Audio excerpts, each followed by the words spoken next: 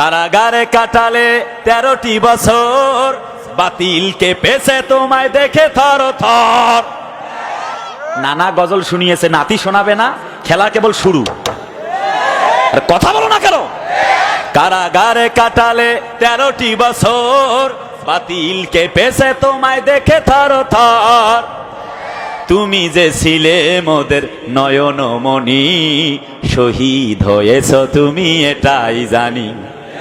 আল্লামা সাঈদী তুমি মরণি, শহীদ হয়েছ তুমি এটাই জানি।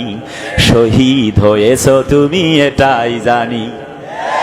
দেহ মাঝে যতদিন ছিল তব প্রাণ, বলেছিলে তুমি সেই প্রভুরই কালাম। দেহ মাঝে যতদিন ছিল তব প্রাণ, বলেছিলে তুমি সেই প্রভুরই কালাম। তাই তো তোমায় ভাবি প্রতিদিনই, শহীদ হয়েছ তুমি এটাই জানি। শহীদ হয়েছ তুমি এটাই জানি। আল্লামা সাঈদী তুমি মরণি, শহীদ হয়েছ তুমি এটাই জানি। দেখা তো হবে না আর এই জীবনে, দেখা হবে জান্নাতে ফুল বাগানে। দেখা তো হবে না আর এই জীবনে, দেখা হবে জান্নাতে ফুল বাগানে।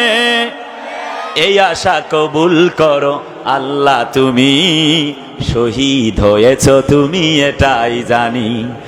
শহীদ হয়েছ তুমি এটাই জানি।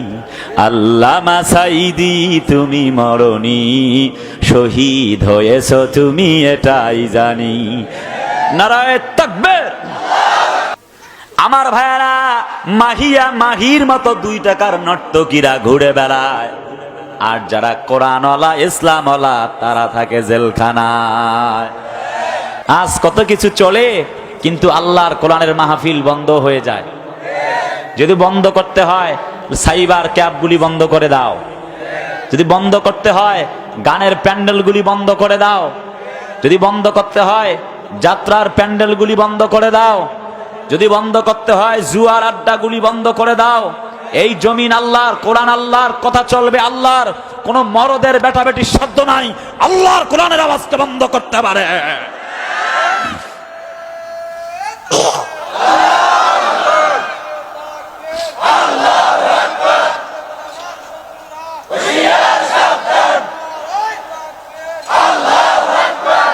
আমরা তো কাউকে পচাবার জন্য আসিনি।